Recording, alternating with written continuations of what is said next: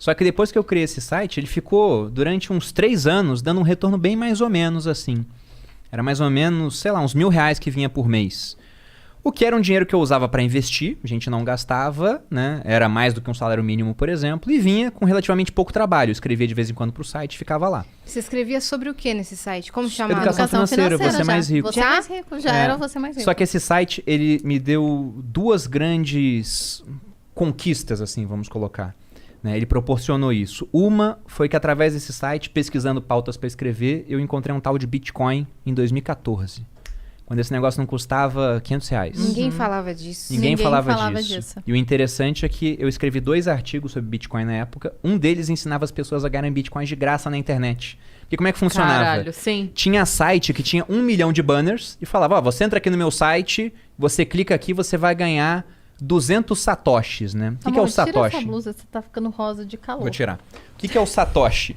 Ele tá O rosa, eu tô vendo ele satoshi ficar rosa, é rosa. é como se fosse o centavo do Bitcoin. O Bitcoin ele é fracionável até a 8ª casa decimal, né? Então, um satoshi seria 0,000000001 Bitcoin. Esses sites davam 200 satoshis, isso não era 1 centavo na época. Entendi. E eles ganhavam dinheiro do Google com aqueles anúncios. E vários sites faziam isso. Então, eu escrevi um artigo listando 9 sites para ganhar satoshis de maneira gratuita.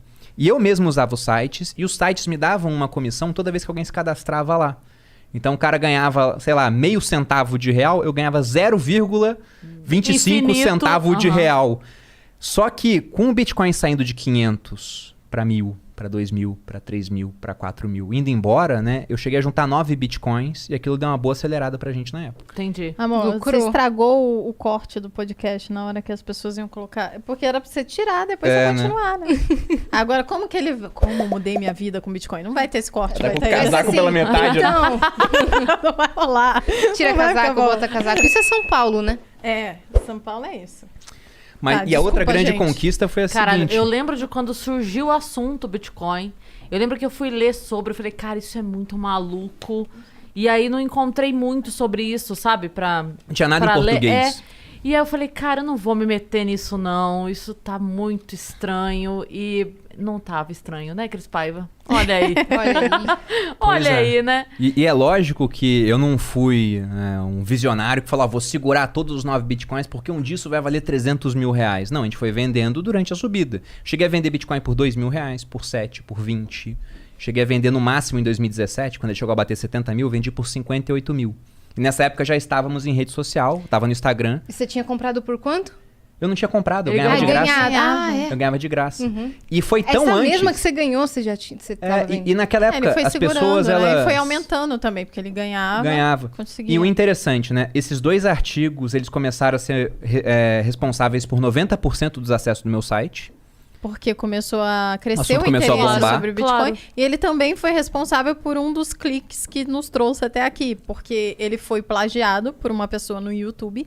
E na época, o YouTube era diferente do que é hoje, né? Ainda era o princípio do YouTube. Tudo era o princípio, né? A gente tá há muito tempo. Não dá pra falar que era o princípio. Mas no Brasil eu acho que ainda 2016, né? era, tipo, mais amador o YouTube do que é hoje, na época. Acho que 2016 já não era tanto. Não Certo. querendo te corrigir, mas...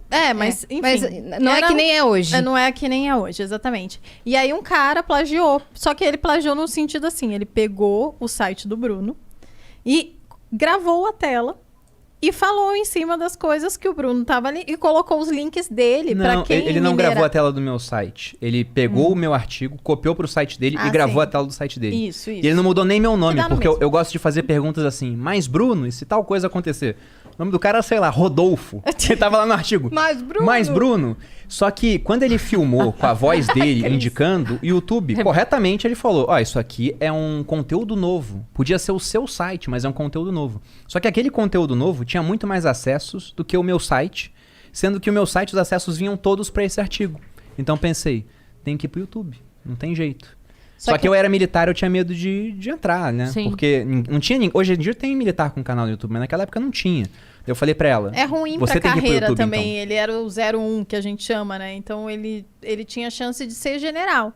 E você não quer manchar a sua imagem Claro. se você tem chance de ascender na sua carreira, né? Sim. Então ele falou, não vou colocar minha cara, já tinha o site e tal. E aí ele falou, você tem que ir pro YouTube. Você é bonita, você fala bem. Não tanto, mas tô A gente melhorando. não sabia da Fala dislexia muito na bem. época, né? Mas os artigos no site, ela tinha muito trabalho pra fazer de todo jeito. Eu falei, faz em vídeo, então vai pro YouTube.